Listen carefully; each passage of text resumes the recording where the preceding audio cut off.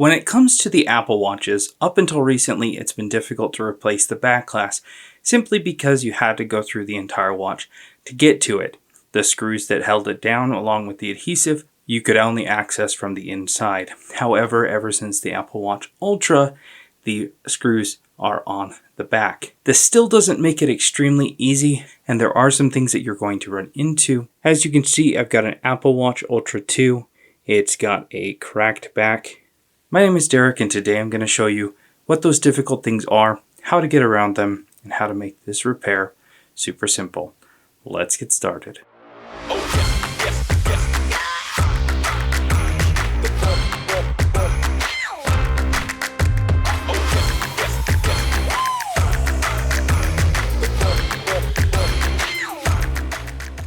The Apple Watch Ultra 2, in my opinion, is one of the nicest watches out there. This one obviously has seen better days, as the back glass has definitely shattered and is needing to be replaced. The only screw bit we'll need for this is a P5. We'll go ahead and remove the 4 screws, and we are going to be using a thin pry tool to pop off the back. Depending on the user, sometimes the adhesive has been loosened. Maybe they sweat a lot, have a lot of oily skin. We'll get in under and we'll gently pry up, work our way around the bottom. We need to be extremely careful for the wristband buttons here.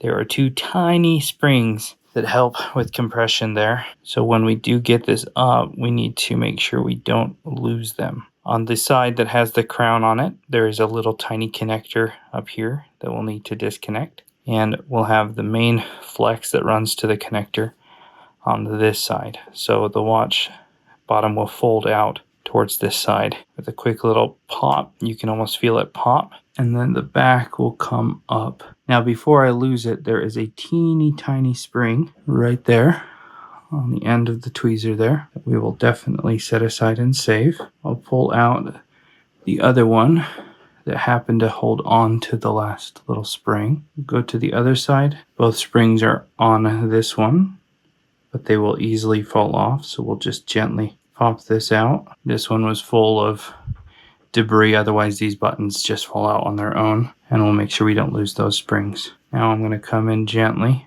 under the connector and we'll pop that off. Now we can see a little bit of residue has entered in through that crack. In fact, we've got some, what looks like mud or dirt right there, but I don't think it's gone further into the watch. But you can see here this little flex cable and then the main flex. So those are the 2 connectors we have to make sure connect in the end. This one is pretty busted, and although I'm a fan of the cream, I definitely prefer the look of the darker one, especially when it comes to pairing it up with this frame. It looks really good. To make it easy for the connector that's quite difficult to connect, I'm going to take some isopropyl alcohol. We're going to go around the border, and I've got an extremely thin and flexible tool, and I'm going to come in at the edge here, and we're going to work our way under the edge of the gray here. Give it a little bit of a pry, and we'll work our way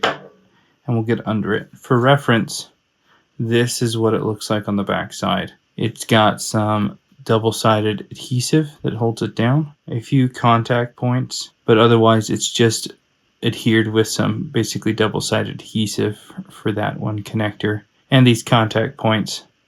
So all we need to do is pop this off. The alcohol helps loosen the adhesive. You can even warm it up on a heat plate, but I've found that all I need is this tool because it just slides right in. We'll slowly make our way around. Just avoid entering this center area. Add a little drop when you need it and keep working around the edge. And then eventually you'll make it back to the other side and you'll be able to pop it away. Now you can probably get away with just reusing the adhesive if you didn't destroy it too much.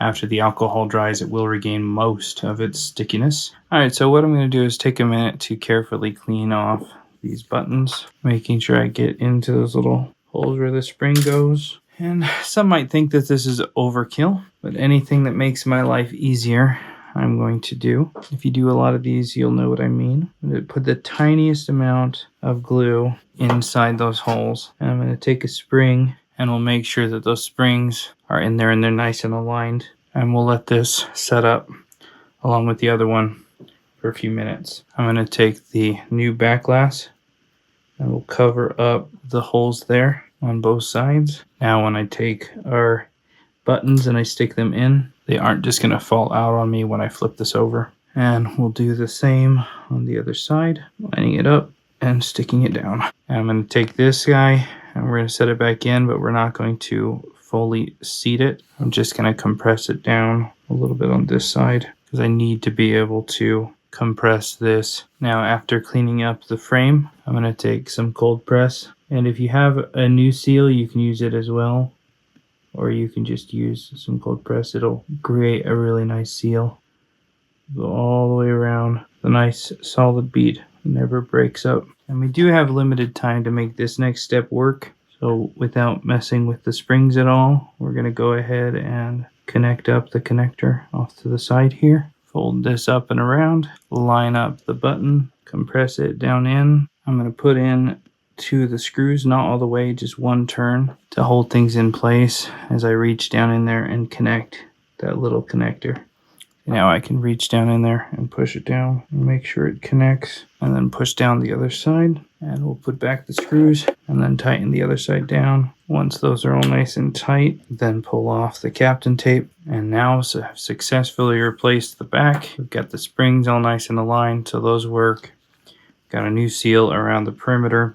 Both of the connectors are connected. I'm going to take a bottle of acetone and clean up any of the adhesive squeeze out I just saw. And while I'm at it, I might as well clean the rest of the watch exterior. Definitely a buildup of something here on the side. And I'm actually having to kind of scrape at it to get it off. It looks like kind of like a concrete. Just got to do it without scratching the coating. So I'm doing just a light pass over it. We'll even clean with a Q-tip the band channels, and that way this watch will look brand new. What do you think of the new color? I like it. Also want to check that it does still charge, so let's put it on a charger, and it's coming on. I like the new color.